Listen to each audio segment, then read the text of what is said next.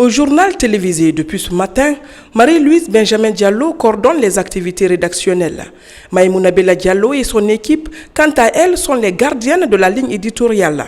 Les hommes sont quasiment moins visibles dans les bureaux. Nous sommes le 8 mars 2025.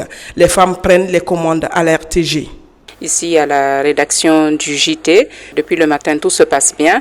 Nous avons coordonné toutes les éditions d'information avec des nouveaux éléments sur les femmes. Oui, on a déjà une moisson et les éléments ne font que s'annoncer. Donc c'est dire que les téléspectateurs seront servis. En ce jour, 3 éditions sont préparées par ces Amazones. Les femmes ont mesuré tout l'enjeu de diriger une rédaction aussi stratégique. Le choix des éléments et les reportages, tout est pris au sérieux. Et chacune d'entre elles veut apporter sa marque de fabrique pour la réussite des éditions de 13h, 17h et 20h30, l'édition la plus suivie du pays.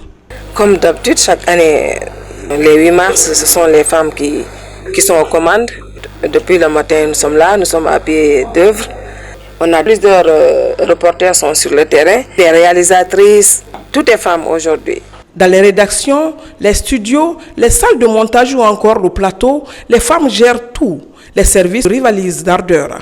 Donc ça se passe bien et chaque année, la fête des femmes, surtout le 8 mars, on est là. On est mobilisé et puis on prend les relèves de nos chefs, quoi. Et ça se passe très bien dans les vestiaires. La compréhension aussi est là.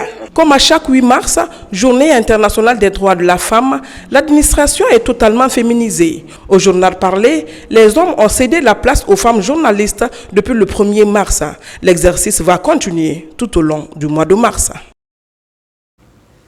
À l'occasion du 8 mars, les femmes de l'ambassade de Guinée à Bruxelles ont organisé une conférence pour vanter les prouesses du général Mamadi Doumbouya.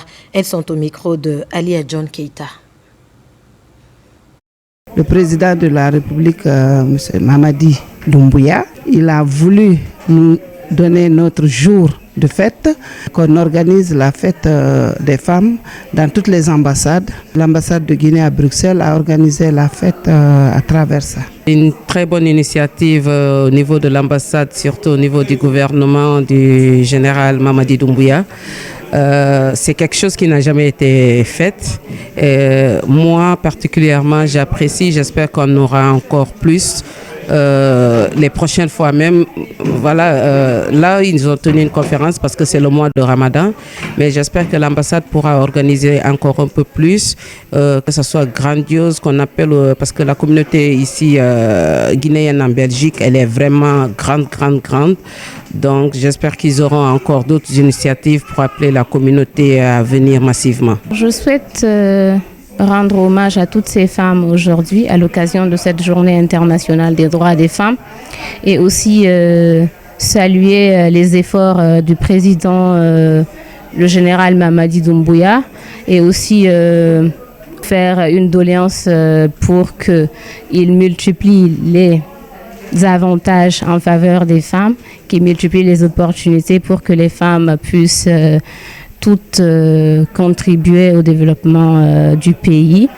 Et aujourd'hui, c'est une belle opportunité pour toutes ces femmes qui étaient là aujourd'hui de faire leur cri de cœur, de dire ce qui ne va pas, aussi se lancer dans des perspectives pour trouver des solutions pour les années prochaines. C'est beaucoup de choses bénéfiques que je viens d'apprendre durant cette matinée parce que je ne connaissais pas à la base la Guinée et donc ça me permet de pouvoir voir un peu plus large, un peu plus clair quelle est la valeur de la femme en Guinée, quelles sont les choses qu'on peut mettre peut-être en place pour pouvoir aider aussi à travers la Belgique, pourquoi pas, et mettre en valeur encore plus la femme et les situations dans lesquelles elle vit parce que après tout dans ce monde nous sommes égalité les uns avec les autres et solidaires les uns avec les autres.